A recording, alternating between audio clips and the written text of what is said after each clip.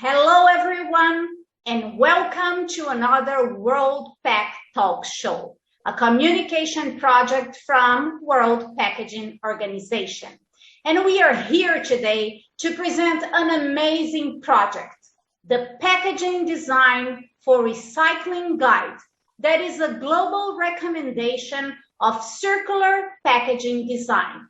This guide is the result of a collaborative project between WPO, ECR Community, and the University of Applied Science in Vienna.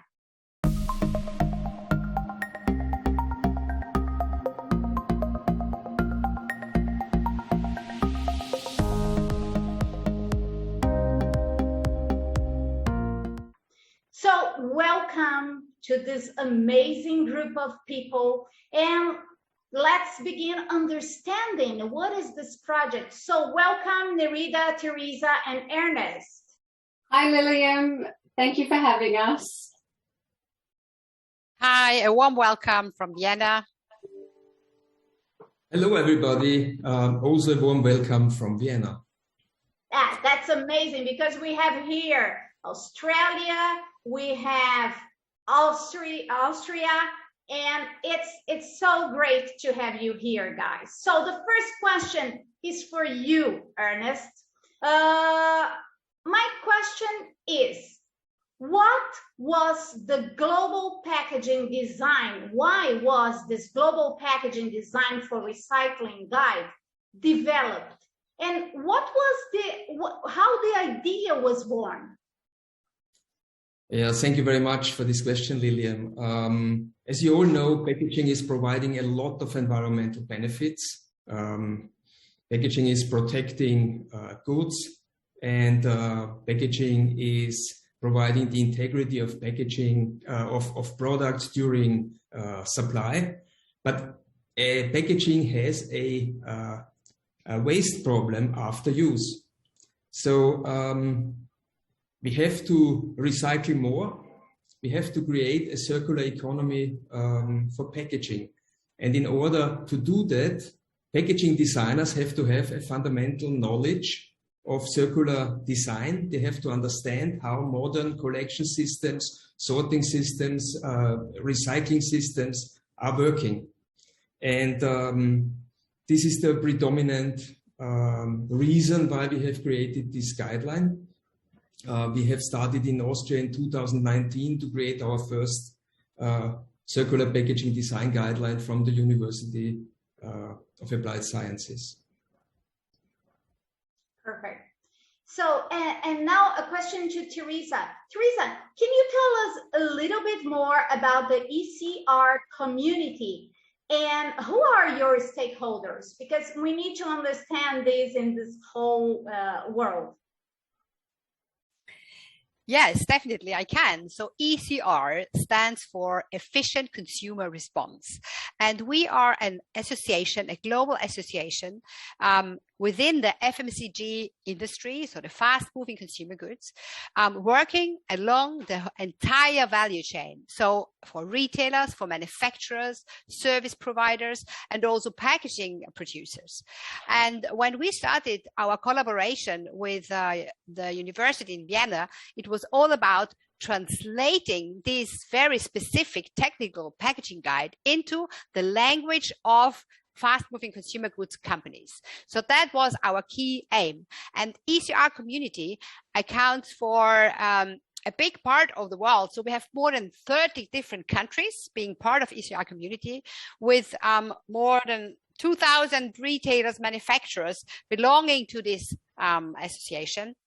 And we follow a collaboration model. What do you mean by that? We put our focus on all these topics that are collaborative. So when we talk category management, when we talk circular economy, when we talk digital transformation, so these are all topics that ECR community is looking after. And that's why this project is such a good fit for our external footprint.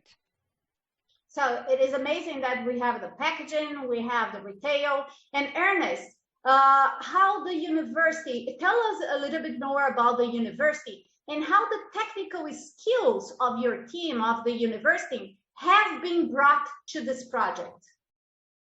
The packaging and resource management section of the University of Applied Sciences Campus Vienna has been created 6 years ago.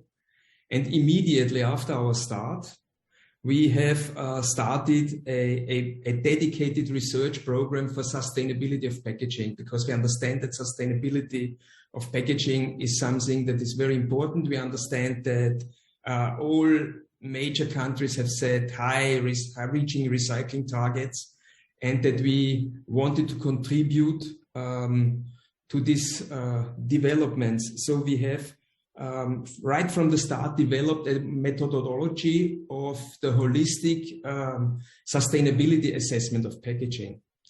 And part of this methodology development was obviously to develop knowledge with regards to circularity of packaging, to develop knowledge with regards to recyclability and circular design of packaging. And in this direction, we have specialized over the last 6 years. Okay, so Ernest, following this explanation that you gave us, what kind of information of materials can we find in details in the guide? Yeah, you can find information about all major materials. So all major materials are included in the guide. You will receive information about the recyclability and the recyclable design of certain packaging materials. But you will also find detailed design recommendations for certain packaging types. So that means how packaging is really constructed. There is the major material. There are some major components like decoration, barriers. There are some, there's a closing system involved. And all these different components are playing together when it's about the recyclability of packaging. And we give really detailed information of how these components are having to be designed in order that the packaging is really recyclable. And what we have there is a really easy to apply structure. There is a traffic light system, red, yellow, blue, which tells you what to do, what to avoid, or what you can do, but you probably only do it if it's really necessary. So it's really easy to apply. It's really easy to understand. And we know that there are some guides coming up around the world. So, and we also know that this is our baby, WPO, ECR, and the university baby. So what makes this guide stand out? What is can you tell us any difference among the others that are around the world? Yeah, there are so many guidelines out now, and these guidelines are either specific for a very specific material, or they are specific for a single country. But there is no, let's say, overarching overall guideline.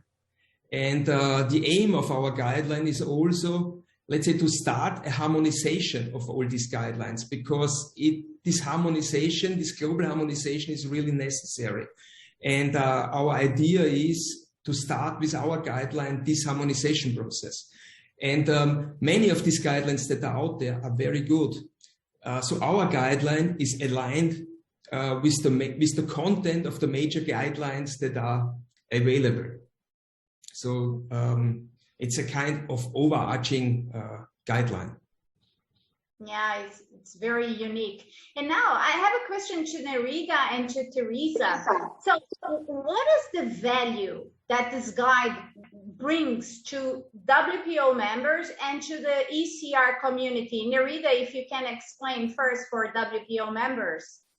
Thank you, Lilium. It's a great question, and I think the discussion that we've just had around the university's value to this project, and then ECR community's value, it's just such a fantastic collaboration, and it truly is a global collaboration, and we all come with different reach And as you know, we all come with different member countries, and the WPO has 60 member countries all the way around the world. And one of the things that's different with the WPO is that we have very broad range of members. So we have developed countries and we have developing countries. So their level of infrastructure and their level of recoverability and recyclability is very different for every country. And what we see the value of this project is to not only have stage one, which is this guide, and it is exactly what Ernst said, it's an understanding of circular packaging design on a global scale. And it's showing the world and showing the WPO members what good looks like, what ideal, innovative, state-of-the-art technologies and infrastructure looks like to help them with their learnings for their own countries. But it's also a really easy guide.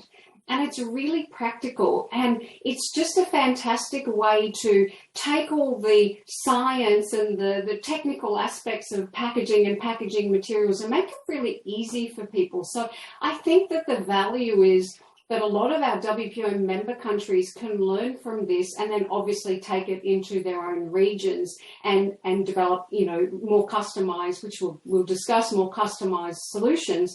But it's also what Ernst said, it's a harmonization, it's global harmonization of circular design standards. And I think that's really, really important to understand. That's the value of this guide. And it's a huge, tremendous value to our WPO members all the way across the world. And what about to the ECR members, Teresa? What is the value for your stakeholders? So I think the key point for our ECR community members is that this is a guide for non-specialists. So we are not packaging specialists. Obviously, there are people within our industry, but the majority of people in the FMCG industry that they create new products are, operational guys, marketing guys, sustainability people, and they all need to talk the same language and to understand the same language. And this guide is so well set up in terms of the traffic light system, for example, that if you create a new product, you can just go and say, okay, I'm going to have a new yogurt. So which kind of packaging do I need? If I go for this kind of cup, what do I need to look for? What is forbidden? What is Red Cross? Don't do it. What is okay, kind of okay? And what is the green button? So where does the future goes to? And I think this is the key element here, to bring this knowledge to a broad community. Because if packaging people only stay within their own community, obviously they are the specialists, but we need to gain critical mass in order to make the circular economy happening. Because if we don't reach the critical mass, we will always stick to small projects, and there are plenty of there out there, but we need to get broader. And I think that's the good news for the ECR community members, so they can start working with this guide as of tomorrow. Yeah, and following your answer, Teresa, Ernest, how do you think it is possible to simplify? The guide is already very simple, but how can you broken down in a step-by-step approach for countries to make it easier to implement? Because we are talking about something that can be applied all over the world. How do you think this process should be, this step-by-step?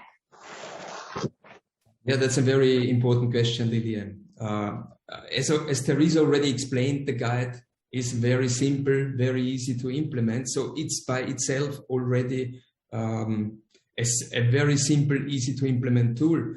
And this guide, let's say, is the first step when somebody is going to set up a collection system in a certain country. You can only achieve circularity when you have the right stuff in your system at the beginning. You cannot. So this must be set. This must be right from the start, and this is what we are going to provide. As a next step, what we do is we are looking into different collection system in different countries, and then looking at that. This will be a first step to help countries also to break this down to their specific country needs. Okay. And Teresa, how do you think the ECR community can implement it? Is it do you have a plan for it?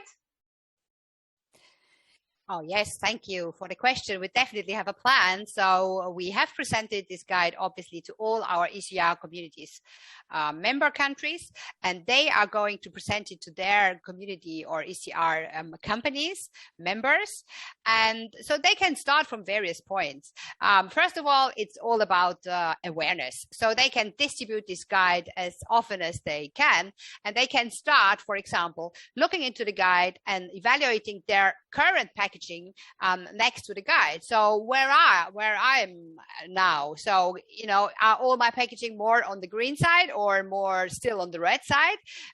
What can I do to improve it? So this is like the first check, and then a second step, they can obviously go back to the university colleagues, because they will come up with a great per country and waste system. So then they can liaise and can say, okay, also together with the WPO members on the countryside, where they can support, where they can help, how to get along in order to be able to develop better packaging and more circular packaging. Okay. And Nerida, now for you, because we know that at WPO, we have members all over the world, and we have developing countries, for example. How do you think the value of this guide to these developing countries, and how can these countries apply this guide even for their own country, or even for a region, for example, like Africa? How do you think WPO will manage this to contaminate in a good way our members to use it? It's an excellent question, Lilium, and certainly what we want the WPO members to understand, particularly in the developing countries, that the global guide is the theoretical recyclability of packaging within circular design. And we understand and appreciate that every developing country around the world has different recovery, different collection processes, and different infrastructure. And what we don't want is for them to be intimidated by the guide in any shape or form. And that's why it is the traffic light system and really easy for people to understand. But the next step is the most important one. That's just setting up the front end of what good looks like, what ideal circular packaging design looks like. Step 2 is the very talented team at the university working with all of the WPO members that are in developing countries to map out what their country looks like or their region looks like, and to work with them to understand their infrastructure or lack of infrastructure and what recovery and collection looks like for them, and then try and piece together what circular packaging design and the recovery and recyclability could look like for their region. But as Ernst said, if we can get the design right at the start, then we're going to make it easier for the recovery and recyclability and the infrastructure at the end. So the guide is the start. So it gives you what good looks like, and then the university will take over and map out a wonderful solution for each country, respective to that country. Okay, so Ernest, considering that the guide is the start, and it seems that it's a multi-layered project, what would be a next step? Do you think we can have a guide 2, or what is the improvement of this guide? Yeah, obviously this guide has to be updated with all the changes that are taking place on the technical side, or changes that are taking place in the collection, sorting, and recycling infrastructure side. And this is the next step that we are taking on in this project. So we are investigating into country-specific collection, sorting, and recycling infrastructures. Because we know that there are big differences between countries. And first of all, we want to make these differences to be seen, because for international companies, it's very important to understand all these infrastructural differences. And probably as a second step, to use this knowledge to harmonize, to start harmonizing these infrastructures. Okay. So, Teresa, considering all the importance of the project, how was the reaction of your members of ECR community when you first presented the project? So the final presentation is going to happen this week, but obviously we gave an update of all the various steps we did before, and obviously the press release went out a couple of weeks ago. So basically everybody's knocking on my door saying, okay, we would like to get started. Who can we go to? Which email address can you send me? So they're really eager to start looking into it and to really get the next step, to get their members on board and get them involved. So they're all very excited, and we do have that's why we're going to have a webinar where we explain all the details, how people can get involved. Okay, and Nerida, how was the reaction of WPO when you presented the project? Well, I think it's been extremely positively received all over the world, which is fantastic. And I think a lot of members have been waiting for something that's global. And it's been really, really well received. And I think they're just excited to understand how they can use the guide, how they can customize something to suit their country. So a bit like Teresa said, they're all just waiting to find out, well, what's the next step and how can we be involved? So it's a fantastic project for the WPO. Great. So we are coming to the final part of our World PAC Talk show, and I would like each one of you leaving a message for our audience, but not only about the guide, but if possible, about the future of circularity in the packaging world. Nerida, what would you say? What is your final message regarding this issue?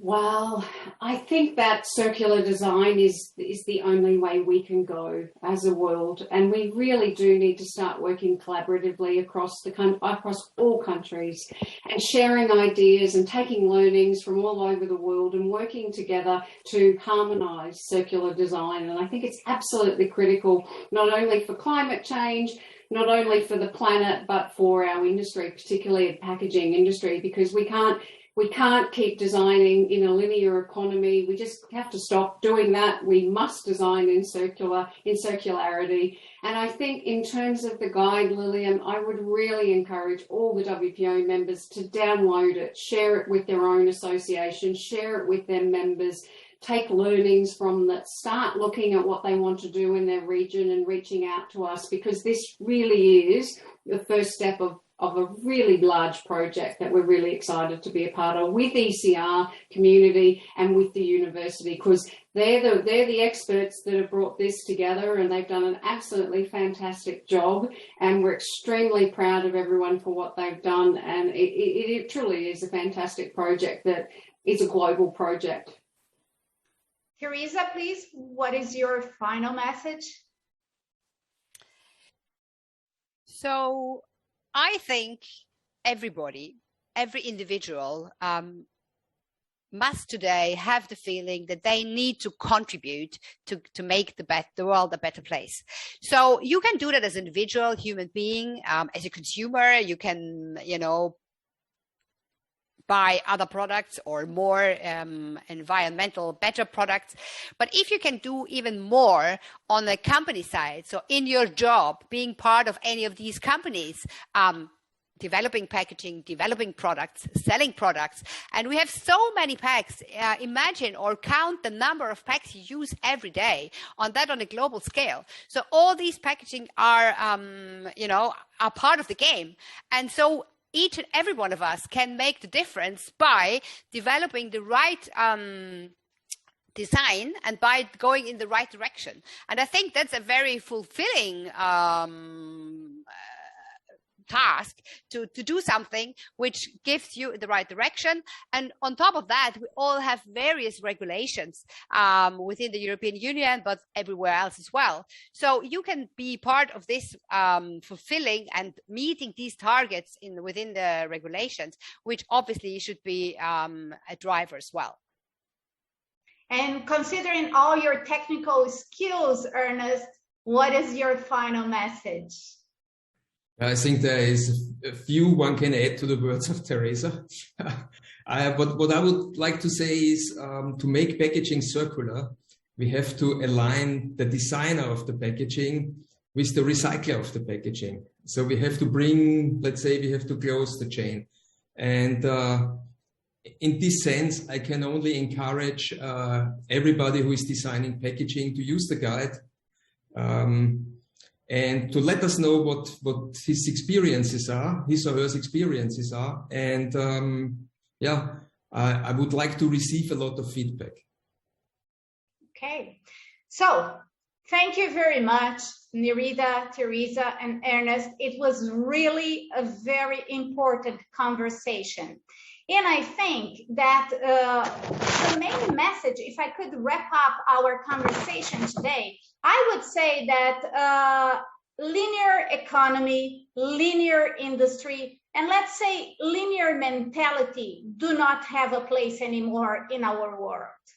We have to think in a circular way. And the packaging industry all over the world must engage with the circular economy model. Packaging is such a valuable item that we should not see the packaging in a landfill or in the ocean. We, as packaging professionals and as consumers, we have to incentive packaging circularity and prove that packaging is a very important part of this circularity solution. And packaging is definitely not a problem. So I thank every one of the audience for being today with us in this World Pack Talk show. Of course, I thank everyone, Nerida, Teresa, and Ernest, for sharing such amazing knowledge. And don't forget that if you lose the webinar that on October 4th, you can still watch it in WPO or in ECR website or the YouTube channels. So thank you very much, everyone. Thanks. Thank you, Lilian. Thank you.